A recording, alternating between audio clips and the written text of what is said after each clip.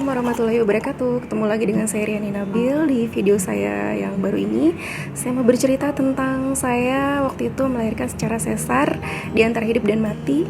Tapi saya selamat karena salawat nariyah. Dulu saya belum tahu betul tentang faedah salawat itu sendiri gitu. Cuma dulu almarhum ayah saya mengijazahkan salawat nariyah dan suratul asri ya, yang ada di Al-Quran. Saya dijazahkan sholat nariyah sama bapak saya. Kalau misalkan kita dalam keadaan sulit, dalam keadaan di jalan, dalam keadaan apapun, baca deh salawat nariyah. Saya taunya itu doang gitu. Jadi di saat saya benar-benar lagi di motor atau di mana gitu, saya baca salawat nariyah. Tapi waktu itu kan saya nggak tahu ya faedah yang sebenarnya benar-benar tuh apa gitu. Dan saya bacanya juga nggak pakai tasbih, nggak pakai hitungan gitu. Saya bacanya asal baca aja.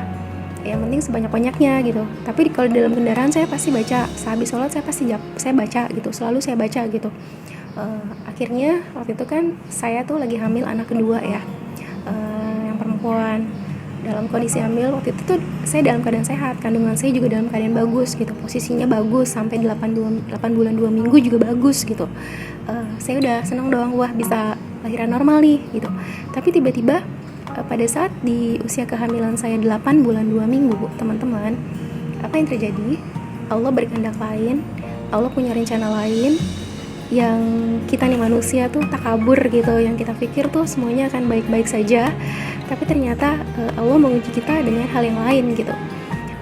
Makanya kita sebagai manusia tuh jangan takabur deh, jangan takabur gitu, hindarkan gitu rasa takabur dan rasa sombong yang ada di dalam diri kita gitu. Jangan pernah kita memprediksi hidup kita ke depan itu seperti apa gitu.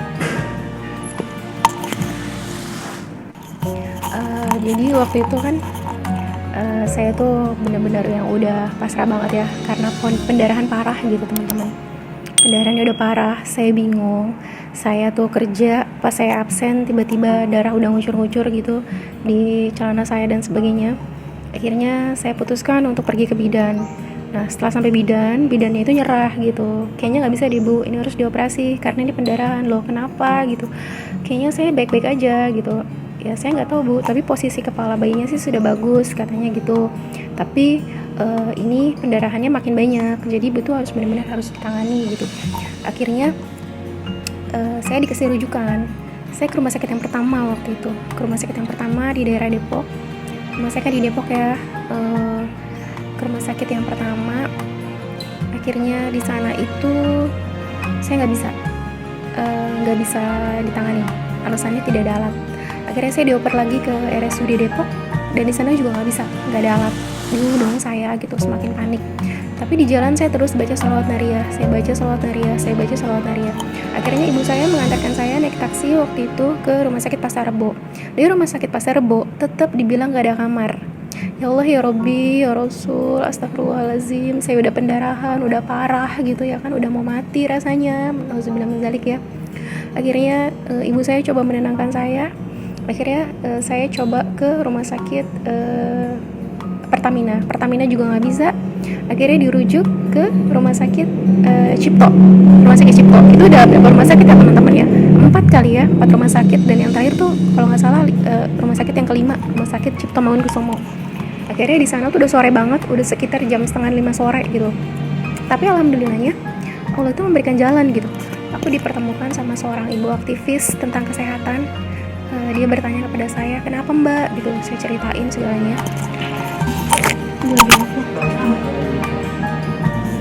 Maaf ya teman-teman, tadi ada gangguan sedikit. Saya lanjut ya teman-teman ya. Nah akhirnya pas saya ketemu dengan ibu-ibu yang aktivis kesehatan itu, dia nanya ke saya, nanya ke ibu saya, akhirnya dijelaskan kenapa-napanya. Terus ibu itu langsung Masya Allah gitu, akhirnya ditolong sama ibu itu. Aku langsung dibawa ke IGD Rumah Sakit Cipto, dan disitu langsung ditanganin, langsung masuk ruang observasi sama dokter. Kata dokter itu langsung harus ditangani dan segera dioperasi, karena ini tuh taruhannya nyawa 50-50 kata dokternya gitu. Kalau nggak aku yang meninggal, anaknya yang meninggal. Astagfirullahaladzim, di situ aku udah nggak mikirin diri aku ya teman-teman. Yang aku pikirin gimana caranya anak aku tuh bisa selamat gitu, bisa lahir dengan baik, dengan sehat. Aku nggak peduli gitu mau bagaimana. Akhirnya aku dikuatin sama ibu aku gitu, yang sabar, semua tuh udah rencana Allah. Manusia boleh bilang apapun, tapi segala sesuatunya Allah yang menentukan. Akhirnya di situ aku nangis, aku beristighfar, aku mohon ampun sama ibu aku mencium tangannya gitu. Terus aku membaca salawat nariyah sebanyak-banyaknya sambil dibawa ke meja operasi, didorong ke meja operasi, salawat nariyah nggak berhenti. Aku dawamkan gitu ya teman-teman. Ibu aku tuh udah jatuh duduk abis tanda tangan surat operasi gitu, karena di situ dokter bilang nyawa aku atau nyawa anak aku gitu yang selamat gitu, salah satu. Jadi dokter nggak bisa mengambil resiko untuk menyelamatkan keduanya gitu, karena pendarahannya udah parah banget, udah nggak bisa bilang apa-apa lagi deh teman-teman. Akhirnya sepanjang didorong ke kamar operasi, aku terus berdoa, terus bersalawat nariyah waktu itu yang aku baca. Tapi waktu itu aku ditenangkan gitu. Aku cuman berpikir bagaimana anakku bisa selamat, soal bagaimana umur aku serahkan pada Allah Subhanahu wa Ta'ala. Akhirnya pas di meja operasi, dokter menyuntik anestesi di belakang sambil aku ditenangkan. Aku tetap tenang, tetap berdoa sama Allah.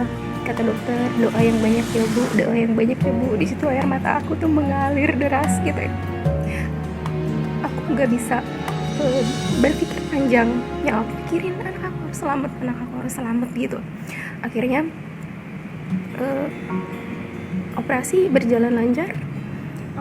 Operasi itu sekitar setengah jam ya teman-teman. Begitu kondisinya hampir maghrib, pas azan maghrib juga aku dioperasi waktu itu, karena kondisi aku tuh masih agak setengah sadar ya, karena kan yang dibikin di infus tuh setengah ya, karena nggak boleh semua, takutnya aku benar-benar lewat gitu kata dokternya.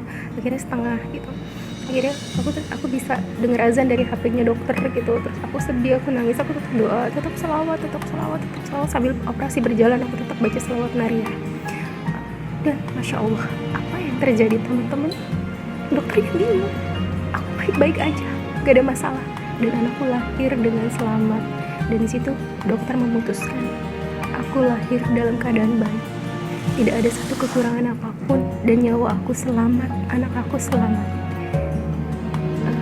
Pas anak aku lahir, ibu aku langsung lari, langsung bersyukur pas dokter memberitahu kalau aku dan anak aku selamat. Itu teman-teman, keajaibannya luar biasa, salawat. Dan di sini aku baru sadar gitu, ternyata aku tuh baca salawat memang udah lama, tapi faedah yang baru aku tahu tuh sekarang gitu. Berarti aku merasakannya udah dari kapan tahu ya teman-teman gitu. Tentang nyawa pun aku udah diselamatkan gitu sama Allah Subhanahu wa Ta'ala dengan salawat nariyah. Makanya dengan yakin aku mencoba istiqomah sekarang, sehari membaca salawat Jibril tuh 15.000. Aku usahain apapun yang terjadi, aku usahain salawat Jibril 15.000 ditambah dengan salawat-salawat lainnya. Nah teman-teman, bagi kalian jangan pernah putus asa, terus berdoa, terus bersalawat. Segitu aja teman-teman ya, tetap semangat ya teman-teman. Semoga kalian selalu diberkahi oleh Allah Subhanahu wa Ta'ala. Jangan lupa di like, di komen, di subscribe, di klik tombol loncengnya. Kalian juga boleh kirim testimoni ke aku lewat WA aku, atau DM ke IG, atau di komentar di bawah juga boleh. Silakan yang sopan. Aku cuma bisa mendoakan semoga kalian selalu diberikan keselamatan, diberikan keberkahan, diberikan rezeki yang melimpah, diberikan kemudahan oleh Allah Subhanahu wa Ta'ala. Oke teman-teman, segitu dulu cerita dari aku. Semoga termotivasi dan terus semangat membaca salawatnya. Assalamualaikum warahmatullahi wabarakatuh.